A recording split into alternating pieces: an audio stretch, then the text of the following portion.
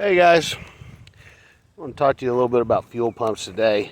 Those of you that have talked to me or have helped out with, or we've just been discussing about fuel systems for Fitechs or really any EFI, any high pressure fuel system. You've heard me say, don't reinvent the wheel.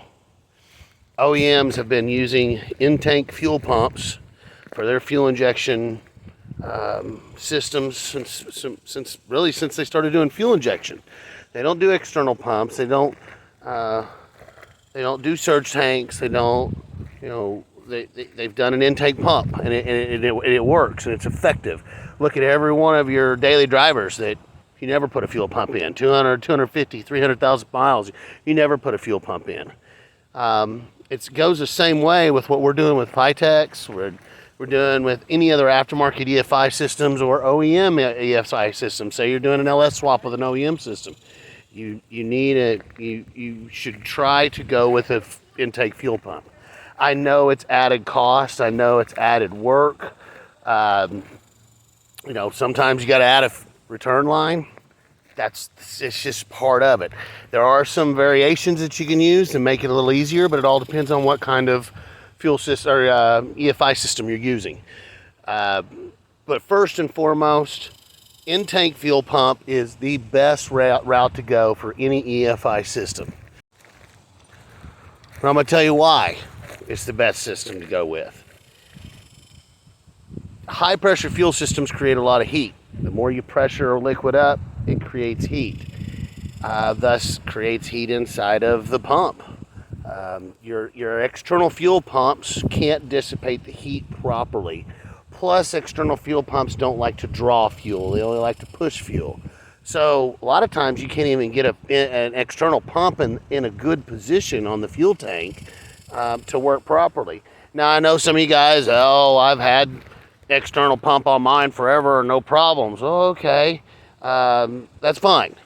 You'll hear me say this all the time. I'm trying to give advice to folks that works every time and works on every situation. An in-tank pump is always going to work in every situation. Yes, it's harder to deal with. Yes, you may have to buy a fuel tank.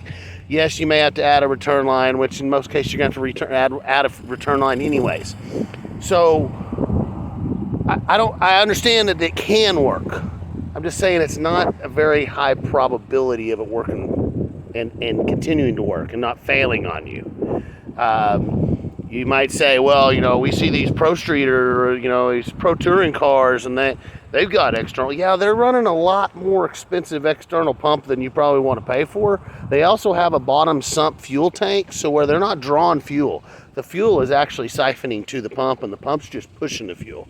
There is a difference. There are high quality external pumps that can do a lot of work. But once you go to buy one of those, you might as well have just done an in-tank system with a brand new tank and added a return line and been way better off and cheaper. So don't reinvent the wheel. Look at it from the fact is the OEMs have been doing in-tank fuel pumps for years. There's a reason why. Don't try and beat the system. I know you want to. I know it's cheaper. It's less work. But I'm telling you, you have a very high probability of failing. The only other thing that I can tell you is that some folks try to do is they try to use the a returnless intake pump setup or a return Corvette style LS fuel filter. Those are cool. I've used them. I don't like to use them on a throttle body setup like the Fitech, and I'll tell you why. On a Fitech throttle body, Sniper's the same way. Their fuel rails are internal to their throttle body. A lot of heat gets built up in there, and the fuel, when it's just deadheading in the system like that without being returned, you can have issues with hot fuel. And you can go look. I think even Engine Masters, they do a test on fuel temperatures and what it does to an engine. You get them hot enough, they're not going to run right. Your tune's going to be way off, and you're going to be wondering what's going on. Now, an external rail system, like I think the Fast is an external rail. Some other versions are external rail, or like your LS systems, your multi-port systems. Yes, you can get away with a returnless style, and they work pretty good. Other than that, If you have any questions, likes, comments, whatever, check me out. Shoot me a message. I can go a little further in depth with you on your build. Thank you much. I almost forgot about the third option. Lastly, the surge tank systems. There's a few of them on the market today. Some of them work well in certain situations. I don't recommend them from all.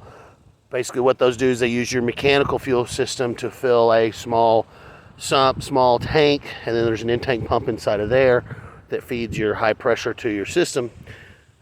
Some are better than the others. I'm very impressed with the system that Fitech has these days called Force Fuel. It's very well designed.